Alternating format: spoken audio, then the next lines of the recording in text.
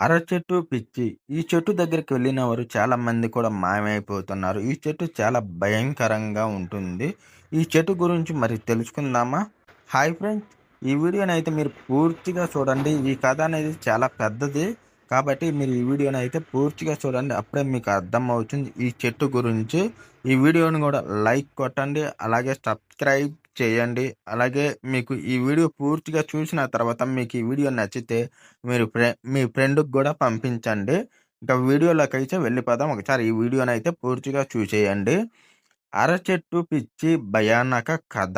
అది ఒక చిన్న గ్రామం. ఎప్పుడు ప్రశాంతంగా ఉండేది. కానీ గ్రామంలోని ఓ పక్కన ఉన్న చేలో ఉండే అరచెట్టు గురించి ఎవ్వరికీ ఇష్టం లేదు. ఆ చెట్టు దగ్గరికి వెళ్ళేవారిలో చాలామంది రాత్రి సమయంలో దెయ్యాల చెట్టు అని దాని చుట్టూ దయ్యాలు తిరుగుతున్నాయి. ఒకరోజు గ్రామంలో కొత్తగా వచ్చిన ఇద్దరు యువకులు రఘు మరియు వినయ్ ఆ చెట్టు గురించి విన్నారు.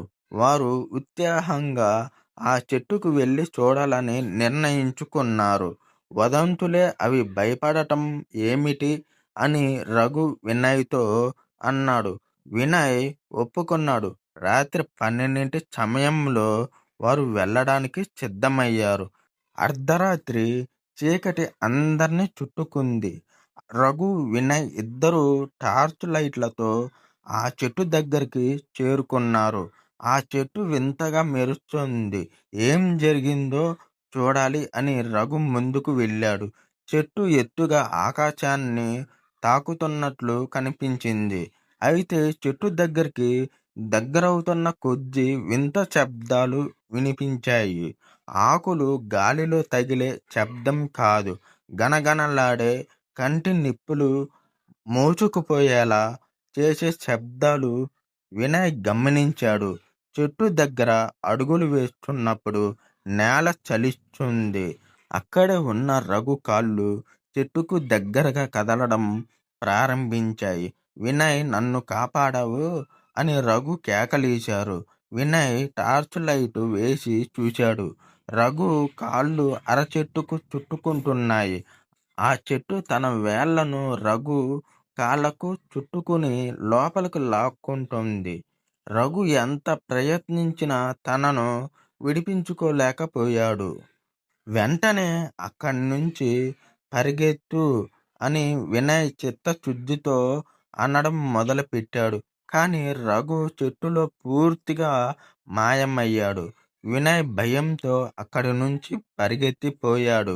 వెనక చూసుకోకుండా మరో రోజు గ్రామస్తులు ఆ చెట్టు వద్దకు వెళ్ళారు. అక్కడ రఘు కనిపించలేదు. కానీ అక్కడ కొత్తగా పెరిగిన అరచెట్టు పొద ఒక్కటి కనిపించింది. పోనీ ఆకులు వింతగా చీకటిలో మెరుస్తున్నాయి. అదో హెచ్చరికగా.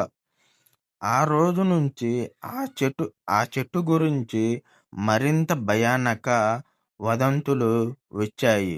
ఆ చెట్టుకు దగ్గరగా వెళ్ళిన ప్రతి ఒక్కరూ మాయమైపోతూ ఉన్నారు. ప్రజలు ఆ చెట్టును పిచ్చి అరచెట్టు అని పిలుస్తూ దాని దారి మర్చిపోయారు.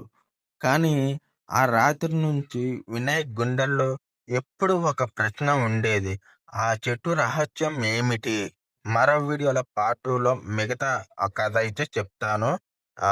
ఈ వీడియోనైతే మీకు నచ్చిందో లేదో కామెంట్లో అయితే చెప్పండి. అలాగే ఈ వీడియోనైతే లైక్ కొట్టండి. అలాగే ఈ వీడియోని మీ ఫ్రెండ్స్‌కి కూడా పంపించండి.